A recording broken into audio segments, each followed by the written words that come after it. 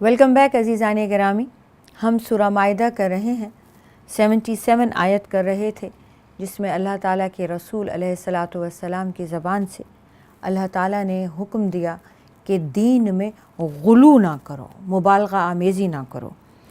اور آپ صلی اللہ علیہ وآلہ وسلم نے یہی حکم ہم سب کو اپنی ذات گرامی کے لیے بھی اور تمام دینی امور کے لیے بھی فرمایا، اور اپنے ان لوگوں کی خواہشات کی پیروی نہ کرو جو اس سے پہلے گمراہ ہو چکے ہیں. بسا اوقات انسان مصلحتاً خاموش ہو جاتا ہے، اور اللہ تعالیٰ نے یہاں ایک اصول بنا دیا کہ خاموش نہیں رہنا ہے. جب حق آ چکا تو کوئی بھی مصلحت آپ کا منہ بند نہ رکھنے پہ آپ کو مجبور کرے.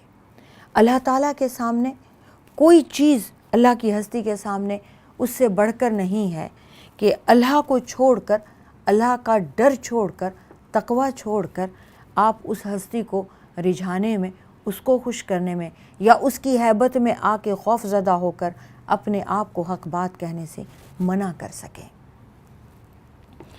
اب ایک چیز تو ہو گئی ہے، اور ایک چیز یہ ہے کہ مبالغہ کہتے کسے ہیں، غلو کہتے کسے ہیں.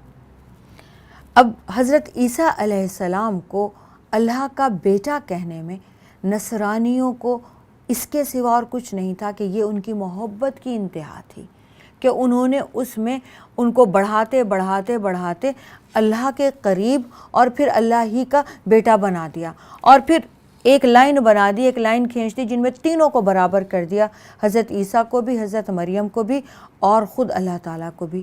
نعوذ باللہ. اللہ تعالیٰ نے تو ایسا نہیں کہا. اللہ تعالیٰ نے تو شرک کو ملاوٹ کہا اور اس کو نہ بخشنے کے لیے کہا، اور رسول پاک صلی اللہ علیہ وآلہ وسلم کی زبان مبارک سے یہ کہلوا دیا کہ یہ کہنے والے، شرک کرنے والے، اللہ کے ساتھ کسی کو شریک کرنے والے اللہ تعالیٰ کی سزا کے مستحق ہیں. اور خود سیدنا عیسیٰ علیہ السلام کی زبان مبارک سے بھی بالکل وہی بات کہلوا دی جو آپ صلی اللہ علیہ وآلہ وسلم کی زبان برکت سے بھی بارہا کہلوائی کہ وہ خود اللہ کے بندے اور رسول ہیں. اور اسی بات میں ان کی اپنی بھی، حضرت عیسیٰ علیہ السلام کی بھی اور حضور اکرم صلی اللہ علیہ وآلہ وسلم کی بھی اپنی شان یہی ہے کہ وہ اللہ کے بندے اور اس کے رسول ہیں.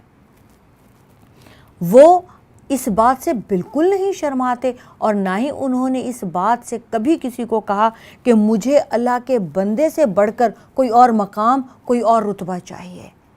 ایسا نہیں ہے. مگر یہاں ایک اور غلط فہمی بھی دور کر دوں. یہاں کسی بھی نبی کو، کسی بھی رسول کو، اور خود رسول پاک صلی اللہ علیہ وآلہ وسلم کو جب اللہ کا بندہ یا بشر کہا جاتا ہے تو فوراً ہی گمان میں آ جاتا ہے، نعوذ باللہ ثم نعوذ باللہ، کہ وہ ایک عام انسان ہوں گے. اللہ تعالیٰ نے مثال دی کہ وہ بھی، سیدنا عیسیٰ علیہ السلام بھی اور ان کی والدہ بھی انسان تھے اور کھانا کھاتے تھے، بھوک لگتی تھی. یعنی انسانوں جیسا حلیہ ہے، انسانوں جیسا مزاج ہے، انسانوں جیسی حاجات ہیں، انسانوں میں پیدا ہوئے ہیں، اور انسان بن کے رہنا، اللہ کا بندہ بننا اللہ تعالیٰ نے اشرف المخلوقات میں بنایا ہے. اب ہر بندے کا الگ الگ مقام ہے. رسول پاک صلی اللہ علیہ وآلہ وسلم کا اس پوری کائنات میں جو مقام ہے، اللہ تعالیٰ نے اس مقام کو اپنے بعد سب سے بلند رکھا ہے. اس تمام تر بلند مقام کے باوجود رسول اکرم صلی اللہ علیہ وآلہ وسلم مخلوق ہیں اور اللہ تعالیٰ خالق ہیں. یہ بات ذہن میں رکھنی چاہیے. اسی طرح سیدنا عیسیٰ علیہ السلام اللہ تعالیٰ کے اولو العزم من الرسل ہیں، رسولوں میں بہت اعلیٰ مقام پہ فائز ہیں. اللہ تعالیٰ نے انہیں عرش پر اٹھا لیا، لوگوں نے ان کی توہین چاہی، اللہ نے نہیں ہونے دی. بہت اعلیٰ مقام، اس دنیا میں بھی عزت والے اور آخرت میں بھی بہت صالحین میں سے، عزت والے لوگوں میں سے، اللہ کے مقرب لوگوں میں سے ہوں گے. ان لوگوں میں ہیں جن کا اللہ تعالیٰ نے قرآن میں بار بار نام لیا ہے، اور ان لوگوں میں ہیں، ان 5 رسولوں میں ہیں جنہیں اللہ تعالیٰ نے اولو العزم من الرسل کہا ہے. لیکن ہیں اللہ کے بندے اور رسول، ہیں بشر، اللہ تعالیٰ کے ساتھ انہیں شریک نہیں ٹھہرایا جا سکتا، ان کا رشتہ نہیں بنایا جا سکتا۔ تو اہل کتاب یہ غلو نہ کرو، مبالغے میں اتنے آگے نہ بڑھو کہ کسی رسول کو بھی بندگی کے مقامات سے، بشر ہونے سے تم مٹا سکو۔ یہ تو اس رسول کی اپنی شان بھی ہے کہ وہ خود بھی ابدیت میں رہ کے اللہ کا بندہ بن کے اپنے آپ کو سب سے بلند تر سمجھتا ہے، اور اللہ نے بنایا بھی ہے۔ لعن الذین کفروا، لعنت بھیج دی گئی ان لوگوں میں جنہوں نے کفر کیا، من بنی اسرائیل، بنی اسرائیل میں سے، علی لسان داؤد، داؤد کی زبان سے، وعیسیٰ ابن مریم، اور عیسیٰ بن مریم کی زبان سے۔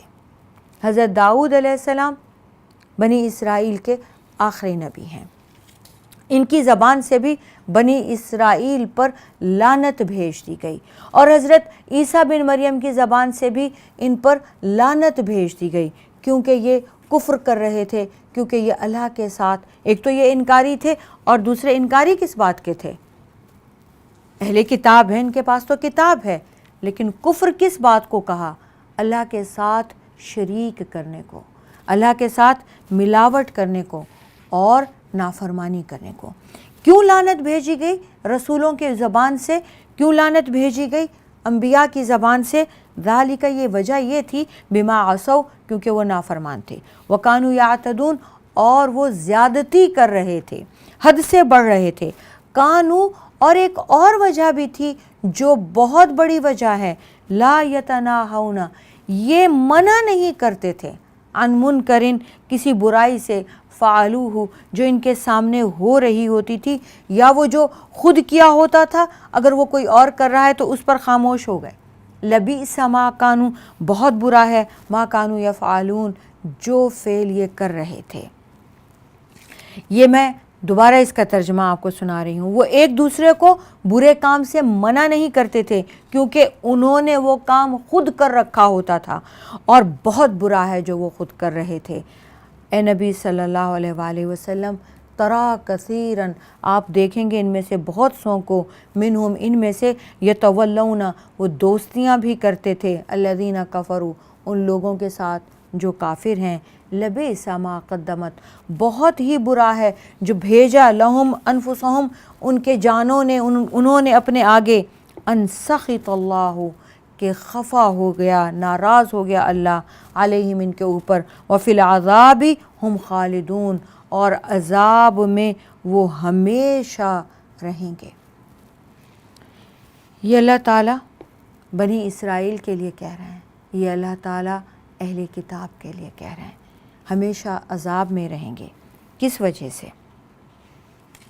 لبئس ما کانوا یفعلون، بہت برا تھا جو وہ کر رہے تھے، حد سے نکل جا رہے تھے، انکار کرتے تھے، نافرمانیاں کرتے تھے، اپنے انبیاء کے منہ سے، رسولوں کے منہ سے اتنا ستایا ان کو کہ انہوں نے ان پر لعنت کر دی، انہوں نے ان کو اللہ تعالیٰ کی رحمت سے دور ہو جانے کی، اللہ تعالیٰ کی لعنت میں گرفتار ہو جانے کی بد دعا دے دی۔ عزیزان گرامی، یہ لعنت ہوتی کیا ہے؟ رحمت سے دور ہو جانا۔ اور اگر کوئی بھی پوری کائنات میں، مخلوق میں سے کوئی بھی اتنا بد نصیب ہو جائے کہ اسے اللہ کی رحمت میں سے نکلنا پڑ جائے، یا وہ نکل جائے، یا وہ اپنے اعمال میں وہاں تک پہنچ جائے کہ اللہ تعالیٰ اسے اپنی محبت سے، اپنی رحمت سے نکال باہر کریں، تو پھر وہ ایک گروپ میں شامل ہو جاتا ہے جو ملعون گروپ کہلاتا ہے۔ ان میں سب سے اوپر شیطان ہے، جس پر کہ اللہ تعالیٰ نے خود لعنت بھیج دی۔ پھر اللہ تعالیٰ نے لعنت بھیجی ہے کافروں پر، خود بھی لعنت بھیجی ہے، اللہ کے فرشتوں نے بھی لعنت بھیجی ہے، اللہ کے رسولوں نے بھی لعنت بھیجی ہے، اللہ کے نبیوں نے بھی لعنت بھیجی ہے، اور اللہ کے نیک بندوں نے بھی لعنت بھیجی ہے۔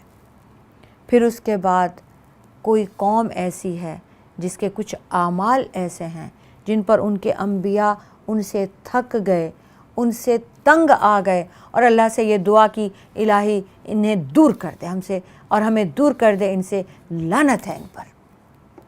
اور یہ اللہ کی اجازت سے اور ان انبیاء کے دل سے جو تنگ آ کر بد دعا نکلی، اللہ تعالیٰ نے انہیں ان پر اس لعنت کرنے کی اجازت دے دی، اور انہوں نے ایک وقت ایسا آیا کہ ان پر لعنت بھیج دی۔ اللہ تعالیٰ نے حضرت داؤد کی زبان سے اور عیسیٰ بن مریم کی زبان سے بنی اسرائیل پر لعنت بھجوا دی، ان کے کفر کی وجہ سے، نافرمانی کی وجہ سے۔ اور ایک اور عمل بھی ہے، وہ عمل کیا ہے کہ وہ برائی کو ہوتے دیکھتے تھے، روکتے نہیں تھے۔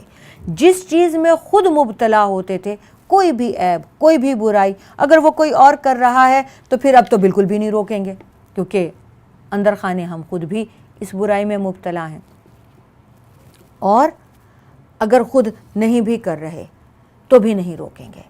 اس وقت تک زمین میں عذاب نازل ہونے کا اللہ تعالیٰ حکم نہیں دیتے جب تک ایک بندہ بھی برائی کو برائی کہہ رہا ہوتا ہے اور برائی سے منع کر رہا ہوتا ہے۔ قرآن مجید میں اللہ تعالیٰ نے بار بار اپنا یہ اصول اور اپنی یہ سنت کا ذکر کیا ہے کہ جب تک کوئی بھی برائی سے روکتا رہے گا، اللہ تعالیٰ کا عذاب نازل نہیں ہوگا۔ اللہ تعالیٰ کا عذاب اور غصہ ان پر نازل ہو گیا، اور پھر وہ جو عذاب ہے اس میں یہ ہمیشہ رہیں گے، اس دنیا میں بھی اور آخرت میں بھی۔ کس وجہ سے؟ کیونکہ وہ نافرمانی کر رہے تھے اور حد سے بڑھ رہے تھے، حد سے تجاوز کر رہے تھے، اپنی لمٹس کراس کر رہے تھے اور برائی سے نہیں منع کر رہے تھے۔ اب یہاں پر ایک لمحے کے لیے میں آپ کو یہ کہنے کی مجال کروں گی کہ خدا ناخواستہ اگر مسلمان انہی اعمال میں گھر جائیں تو کیا ہوگا؟ اس لیے کہ ہم نے پورے قرآن مجید کو جب ہم پڑھتے ہیں اور اہل کتاب کی بات آتی ہے اور اعمال آتے ہیں یا کسی پچھلے نبی کا کوئی واقعہ اور ان کی امت کا کوئی عمل اور اس عمل کے نتیجے میں عذاب کا تذکرہ آتا ہے، تو ہم اسے قصے کی طرح پڑھ کر گزر جاتے ہیں۔ ہم یہ نہیں سوچتے کہ اگر حضرت شعیب کا نام لیا گیا ہے اور ان کی قوم پر عذاب اس وجہ سے آیا ہے کہ وہ ناپ تول میں کمی کر رہی ہے، حضرت لوط کا ذکر کیا گیا ہے اور ان کی امت کا ذکر کیا گیا کہ وہ بدکاری کر رہی ہے، اس وجہ سے ان پر عذاب آیا ہے، حضرت آدم کے بیٹوں کا ذکر کیا ہے اور ان بیٹوں میں سے ایک نے دوسرے کو قتل کر دیا ہے اور اس قتل کا عذاب پوری انسانوں کو قتل کرنے کے برابر ہے اور قیامت تک رہے گا اور وہ جہنم میں ہمیشہ رہے گا۔ وہ صرف حضرت آدم کے بیٹے کا قصہ ہے۔ کیا یہی واقعات اور یہی اعمال آپ اور میں کریں گے تو کیا یہ قانون ہم پر لاگو نہیں ہوگا؟ یہ لمحہ فکریہ ہے۔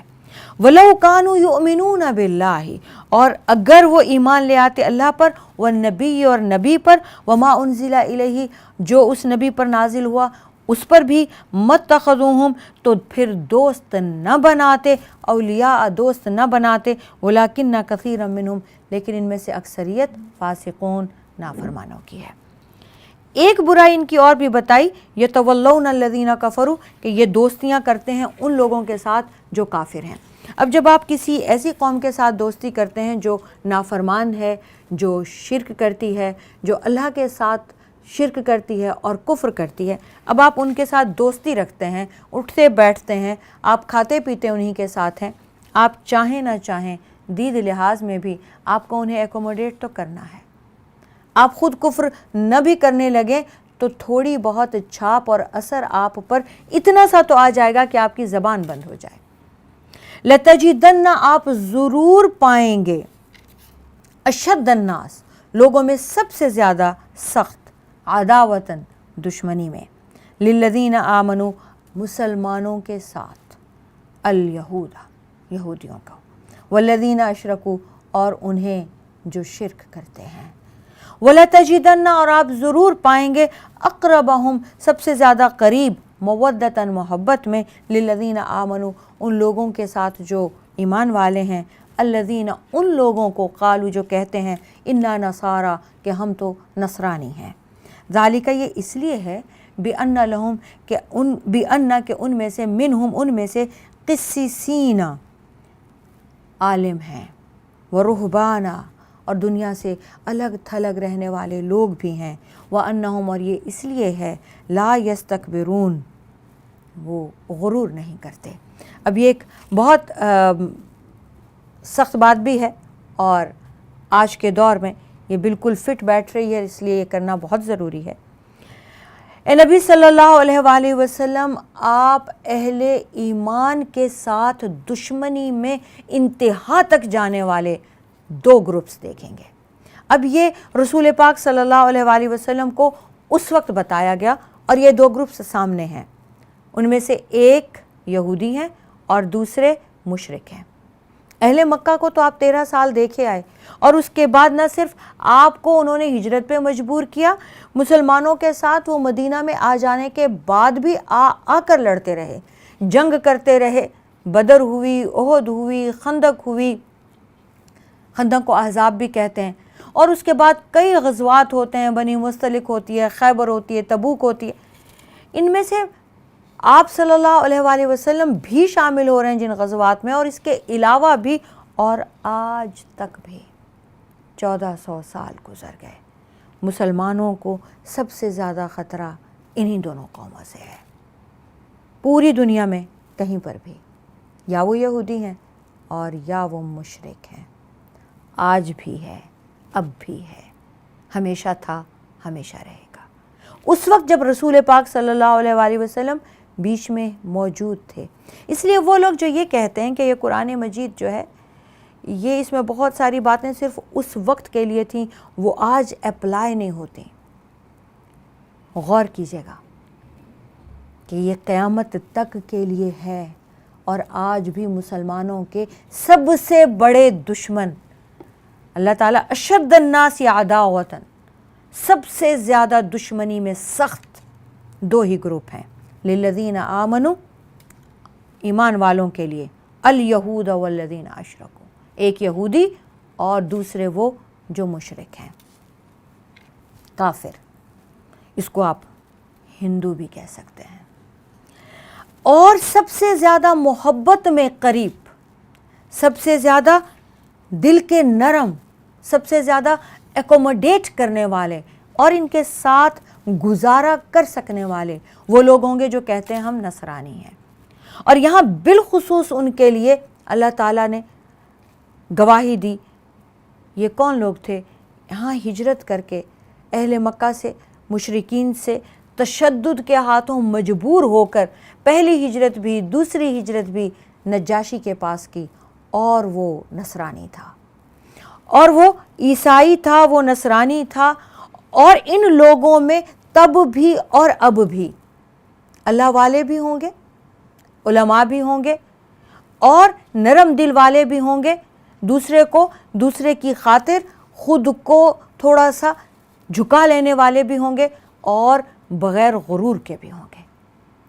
اس وقت یہ بالخصوص نجاشی کے دربار کا واقعہ ہے، جب مسلمان ہجرت کر کے وہاں گئے تو ابو سفیان بھی ایک پورا لشکر لے کے، تحفے تحائف لے کے، جو اس وقت مکہ کا سردار تھا، وہاں پہنچ گیا، اور اس نے جا کے وہاں کے جو آس پاس کے پادری تھے ان سب کو خرید لیا، تحفے تحائف دیے، اپنے ساتھ ملا لیا، اور پھر دربار میں پہنچا۔